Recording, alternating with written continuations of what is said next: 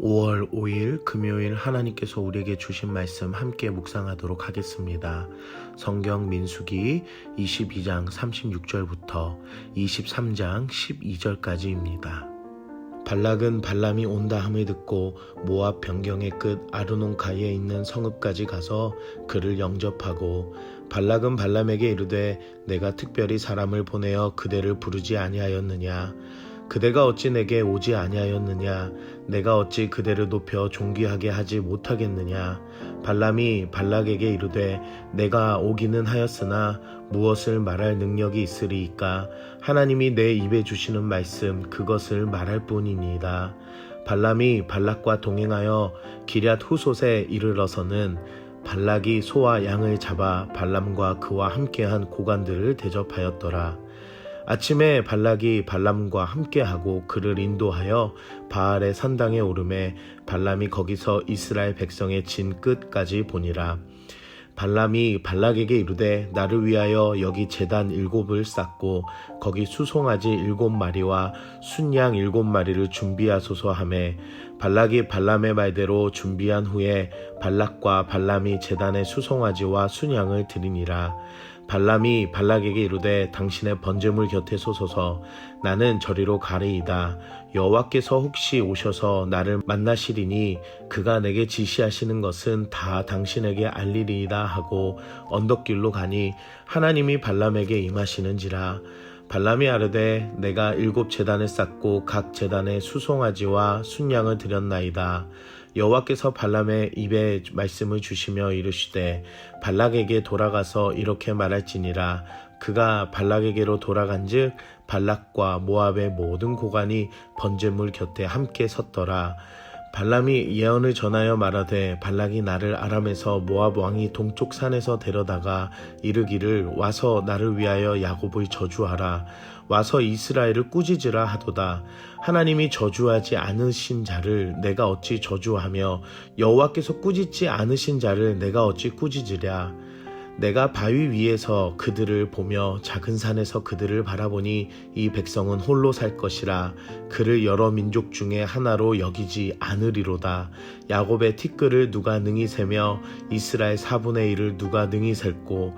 나는 의인의 죽음을 죽기 원하며 나의 종말이 그와 같기를 바라노라 하매 발락이 발람에게 이르되 그대가 어찌 내게 일같이 행하느냐.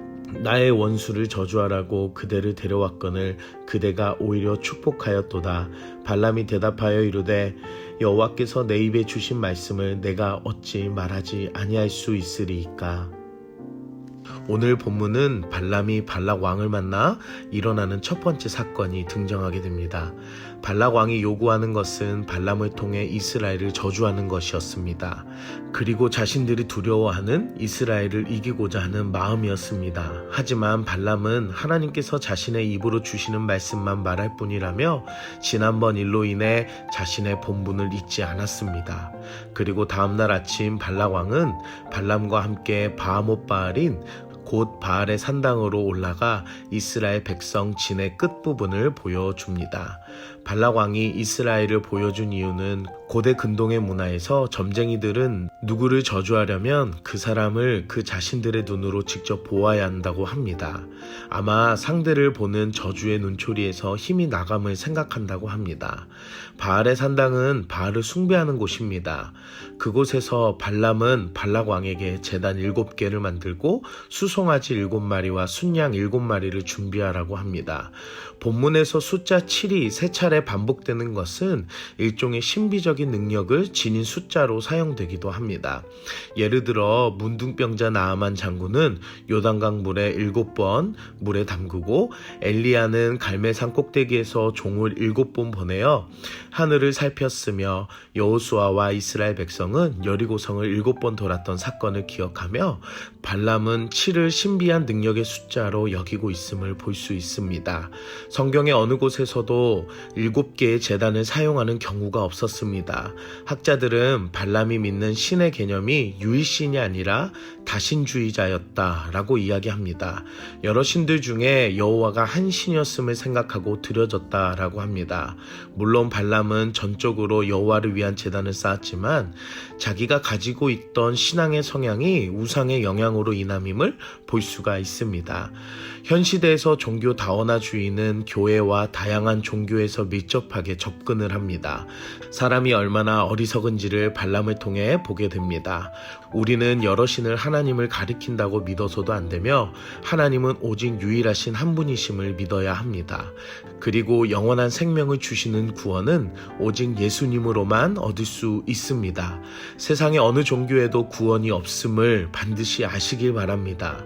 발람은 여호와께서 주시는 말씀을 그대로 전해주겠다며 언덕길로 향하게 됩니다. 발람은 하나님께 드리려고 한 7제단의 7마리의 수송아지와 순양을 준비했다고 합니다. 하지만 하나님이 사람에게 임하시면 하나님은 자신이 제물을 받았다는 증거로 제물을 태우시는 것이 일반적이었습니다. 그러나 이 이야기에서는 하나님이 제물을 태우시지 않습니다. 곧 하나님은 우상 숭배자들이 바친 제물을 받지 않으십니다. 그리고 하나님은 발람이 준비한 제물은 아랑곳하지 않으시고 그의 입에 말씀을 넣어주면서 발락에게 말씀만 전하라고 명하셨습니다. 하나님은 어떠신 분이십니까? 우상의 것은 허용하지 아니하시는 분이십니다. 하나님은 발람의 입에 말씀을 주십니다. 그리고 발락 왕에게 돌아가서 어떻게 말할 것인지 알려주십니다. 발락 왕은 발람의 예언을 기대했을 것이었습니다. 하지만 하나님께 말씀을 받은 발람은 자신의 입에서 하나님이 저주하지 않으신 자를 저주할 수 없다라고 말합니다. 그리고 자신의 백성을 친히 보호하실 것을 하나님께서는 선언하십니다. 애굽의 노예 민족이 아닌 홀로 살 수 있는 특별한 민족임을 나타내십니다. 발락 왕은 저주를 원했지만 발람의 입으로 이스라엘의 축복의 말을 듣게 됩니다. 하나님은 이방 나라인 발락 왕에게도 자신의 백성이 축복받은 민족이며 보호하시길 원하시는 하나님의 마음을 볼 수 있습니다. 세상은 교회가 하나님의 사람이 미움의 대상이고 조롱의 대상일 수 있습니다. 하지만 그 가운데 하나님께서는 자신의 사랑하는 백성의 마음을 온 세상에 증거하시고 나타내십니다. 오늘 우리는 무엇을 적용할까요? 우리는 세상 한가운데서도 하나님의 자녀입니다. 발람과 발락 왕을 통해서 하나님께서는 자신의 백성들을 향하신 마음을 전해주십니다. 그리고 그들이 원하는 것은 저주와 조롱이었지만 그들의 의도와 계획에 참여하셔서 하나님의 백성을 축복하는 자리로 바꾸십니다. 세상의 질타도 받고 조롱도 받을 수 있지만 여전히 하나님은 하나님의 방식으로 우리 자신이 하나님의 백성임을 나타내십니다. 그리고 그 대표적인 은혜는 바로 이 땅에 자신의 아들 예수 그리스도를 보내주신 것입니다. 우리는 예수님으로 인해 죄의 저주에서 생명을 얻게 되는 존재가 되었고 하나님께서는 예수 그리스도를 통해 하나님의 사랑을 확증하셨습니다. 함께 기도하겠습니다. 사랑의 하나님, 오늘도 우리에게 말씀으로 은혜 주시니 감사합니다. 우리의 모든 삶을 주관하시는 하나님, 어느 때나 나를 놓치시지 않으시고 하나님의 사랑의 눈으로 지켜주시니 감사합니다. 매일마다 하나님의 자녀로 살아가는 은혜를 느끼고 감사하는 삶이 되게 하여 주시옵소서. 어두운 세상에서 나의 존재를 발견하는 어리석음이 아니라 하나님의 말씀으로 나의 존재를 발견하는 은혜를 허락하여 주시옵소서. 예수님의 이름으로 기도드립니다. 아멘.